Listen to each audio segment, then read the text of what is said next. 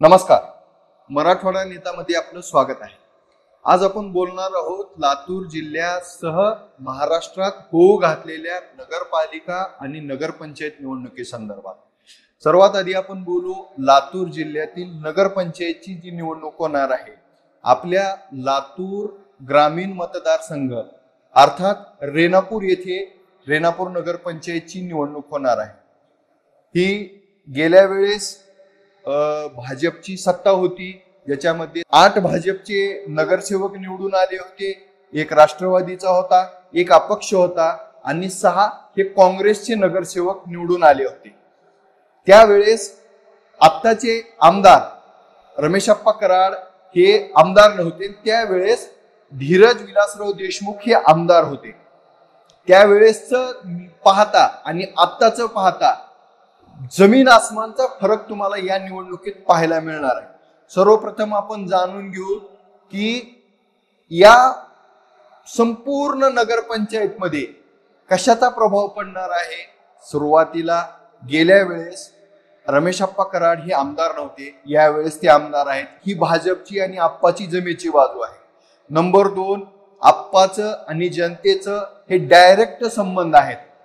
Number 3, सर्वात महत्वाचं की त्या ठिकाणी जवळपास 70 कोटीचे काम हे रमेशप्पा कराड यांनी मंजूर करून आणलेले आहेत. त्यापैकी 35 कोटीचे काम हे आतापर्यंत पूर्णत्वास झालेली आहेत.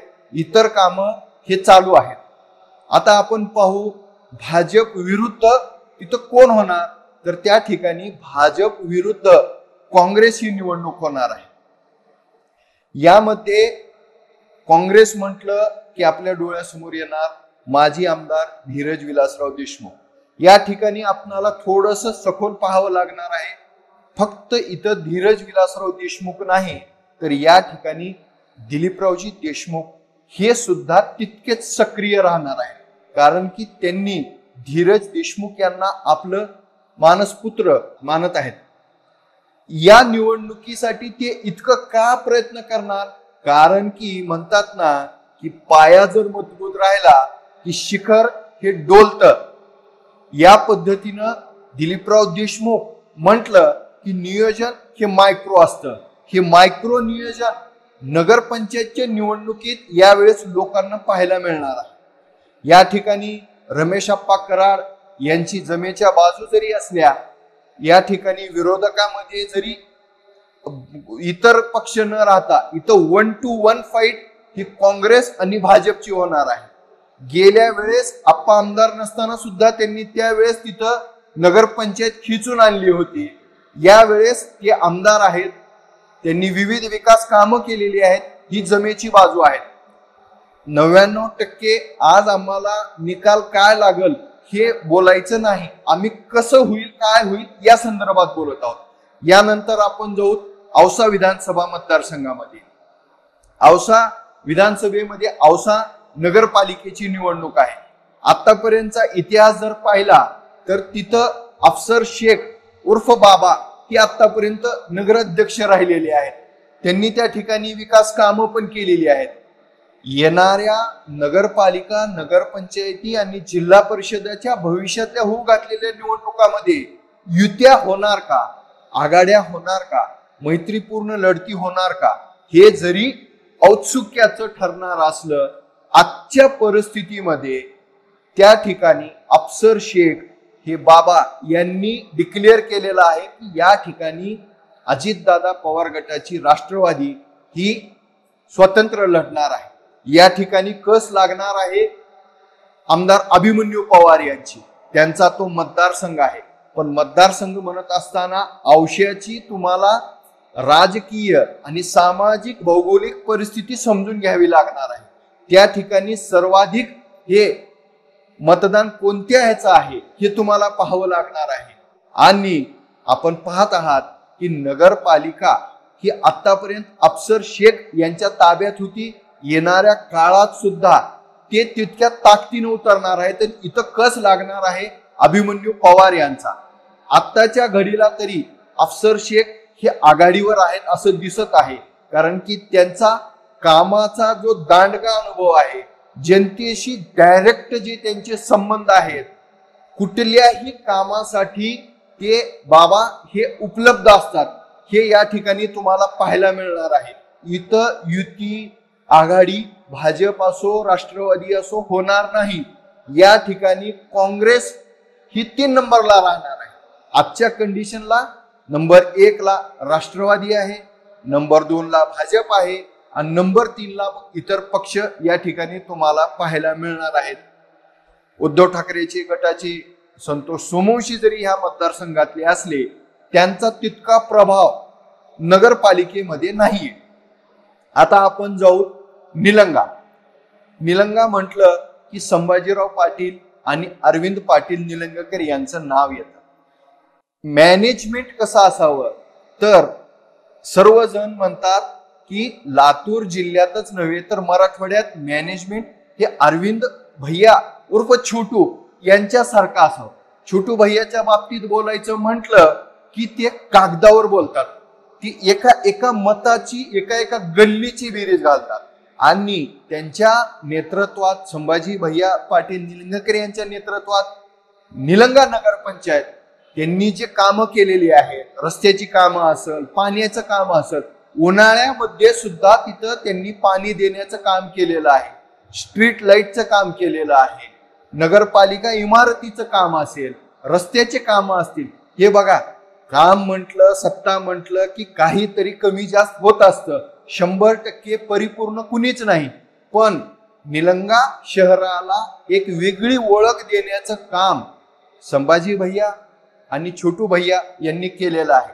या ठिकाणी कस लागणार आहे काँग्रेसचे अशोक पाटील निलंगेकर भैया आणि काँग्रेसचे जिल्हाध्यक्ष अभयदादा साळुंखे.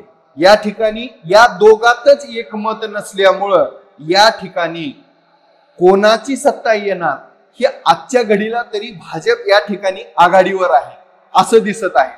कारण की अरविंद पाटील यांचं नियोजन, त्यांचं मायक्रो मॅनेजमेंट आणि संभाजी पाटील यांचं तगडं जनसंपर्क आणि विविध विकास कामाच्या जोरावर त्यांनी जे कामं केलेली आहेत, या ठिकाणी आत्ता तरी भाजप ही आघाडीवर दिसत आहे.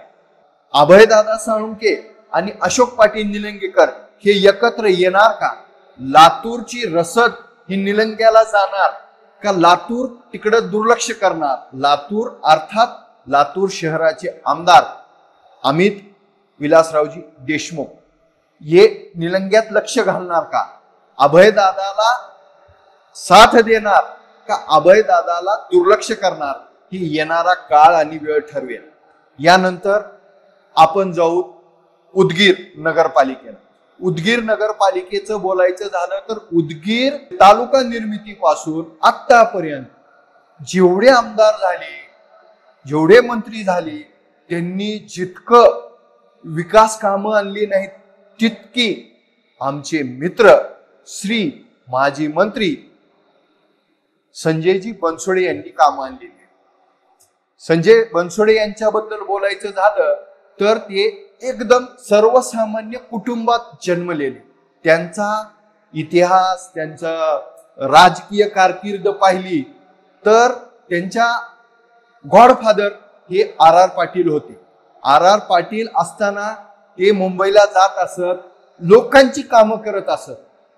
अनेक वेळा त्यांनी क्रिकेट खेळताना आम्ही त्यांना पाहिले. सर्वसामान्य कुटुंबातलं माणूस कसं असतं तर ते संजय बनसोडे यांना पाहिल्यानंतर आम्हाला लक्षात येतं.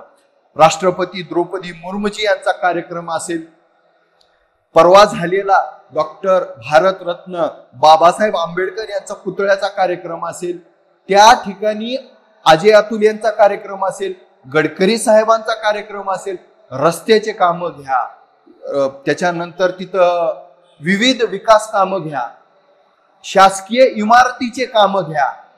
एक नेता कसा असावा, एक आमदार कसा असावा, एक मंत्री कसा असावा, त्यांच्या टर्म मध्ये ते राज्यमंत्री पण राहिलेले आहेत आणि कॅबिनेट मंत्री पण राहिलेले आहेत.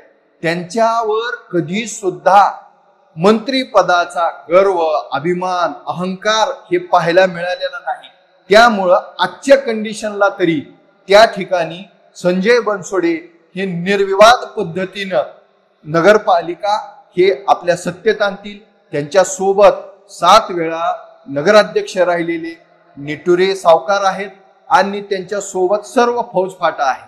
यानंतर त्यांच्या विरोधात कोण आहे तर त्यांच्या विरोधात तिथं भाजपच राहणार आहे. कारण की तेवढ्या मोठ्या प्रमाणात तिथं काँग्रेसचं काम राहिलेलं नाही. ज्या वेळेस स्वर्गीय भोसले होते, त्यांचं काम होतं, त्यांची पकड होती, त्या पद्धतीचं काम आजच्या परिस्थितीमध्ये काँग्रेसचं तितकं मोठं काम नाहीये. त्यामुळं तिथं जे आहे निर्विवाद पद्धतीनं संजय बनसोडे हे आपल्या राष्ट्रवादी अजितदादा पवारांचा झेंडा फडकवणार आहेत. हे आता तरी आम्हाला प्रथमदर्शनी दिसत आहे. यानंतर आपण येऊ अहमदपूर नगरपालिकेमध्ये. अहमदपूर चाकूर म्हटलं की या ठिकाणी येतात सहकार मंत्री बाबासाहेबजी पाटील. होय, आणि यांच्या विरोधात राहणार आहे. इथं निवडणूक खूप मजेशीर होणार आहे. कारण की युत्या आघाड्या होणार नाही होणार यापेक्षा भाजपचे पण तेवढेच इच्छुक आहेत, राष्ट्रवादी काँग्रेसचे पण तेवढेच इच्छुक आहेत, शरद पवार गटाचे पण तेवढेच इच्छुक आहेत आणि अपक्ष पण तेवढेच इच्छुक आहेत. कारण की बाबासाहेब पाटील यांचं सूक्ष्म नियोजन, त्यांनी ज्या पद्धतीनं मंत्री झाल्यापासून विविध विकास कामं असतील, जनतेशी गाठीभेटी असतील, त्यांचा राहणीमान हे एकदम साधारण पद्धतीनं असतं. इझिली ते लोकांना अवेलेबल होतात. निश्चित काही जण म्हणतील की ते फटकन बोलतात. त्यांच्या ओठात एक आणि पोटात एक नसतं. जे त्यांच्या पोटात आहे तेच त्यांच्या ओठात असतं. त्याच्यामुळं बरेच वेळा त्यांचे शब्द ते वादग्रस्त ठरतात. आपल्याला त्याबद्दल काहीच बोलायचं नाही. आजच्या कंडिशनला विनायकराव पाटील माजी मंत्री हे शरद पवार गटाचे, सध्या त्यांना जिल्हाध्यक्ष पद मिळालेलं आहे. यांच्या विरुद्ध बाबासाहेब पाटील आज लाडली बहीण असेल, इतर विविध विषय असतील, मराठा आरक्षणाचा विषय असेल, हे सर्व पाहता आजच्या कंडिशनला तरी बाबासाहेब पाटील हे निर्विवादपणे अहमदपूर येथे सत्ता मिळवण्याचा प्रयत्न करणार आहेत. निश्चित विनायकराव पाटील हे जरी तुम्हाला हलक्यात घेऊन चालणार नाही. कारण की त्यांचं जे काम असतं, त्यांचं जे नियोजन असतं ते एकदम सूक्ष्म पद्धतीनं करत असतात. नगरपालिका असू द्या, नगरपंचायत असू द्या, जिल्हा परिषद असू द्या, आम्ही गेल्या वेळेस ते भाजपमध्ये असताना आम्ही पाहिलेलं आहे. एक जागा मी उमेदवार समजून ते काम करतात. त्यामुळं इथं सहकार मंत्री बाबासाहेब पाटील यांना थोडा कस लावावा लागणार आहे. विनायकराव पाटील हे चांगली तिथं फाईट देणार आहेत. यासोबतच जिल्ह्यामध्ये भाजपला आत्ताच्या कंडिशनला जरी 2 जागा, जरी 2 नगरपालिका, 1 नगरपंचायत आणि 1 नगरपालिका जरी दिसत असली, या ठिकाणी मताचं राजकारण. कारण की मित्रांनो, हे जे आहे 100-200 मतानं, 50 मतानं, 5 मतानं जागा निवडून येणार, जागा पराभूत होणारी आहे. कारण की वार्ड जेवढा छोटा तेवढी रिस्क जास्त असते. कारण की लोकांचे हेवेदावे असतात, गटतट असतात, कामं केलेली नाही केलेली असतात. हे सर्व कशा पद्धतीनं आपापल्या मतदारसंघात आपापले नेते कस लावणार आणि काय काय होणार हे औत्सुक्याचं ठरणार आहे. शरद पवार गट, अजितदादा पवार गट, भाजप, उद्धव ठाकरे शिवसेना आणि शिंदे गटाची शिवसेना ही काय काय करणार, कसं कसं करणार हे आपल्याला येणाऱ्या काळात दिसणार आहे. प्रथमदर्शनी तरी या ठिकाणी आम्हाला जे वाटतंय ते आम्ही सांगितलं. आपणाला काय वाटतं आपण आम्हाला कमेंटमध्ये कळवा. व्हिडिओ आवडल्यास लाईक करा, शेअर करा, कमेंट करायला विसरू नका. चॅनलला सबस्क्राईब करा. धन्यवाद. अखंड 40 वर्षांचा प्रवास, जनतेचा विश्वास, लोकशाहीचा श्वास. अन्याय, अत्याचार, भ्रष्टाचारांना फास, आधुनिकतेची धरून कास. दैनिक मराठवाडा नेता, जे लातूरात तेच नांदेड, बीड, हिंगोली, धाराशिवसह महाराष्ट्रात आणि देशात सर्वांचा चाहता मराठवाडा नेता. यूट्यूब, फेसबुक सबस्क्राईब करा, शेअर करा, लाईक करा. धन्यवाद.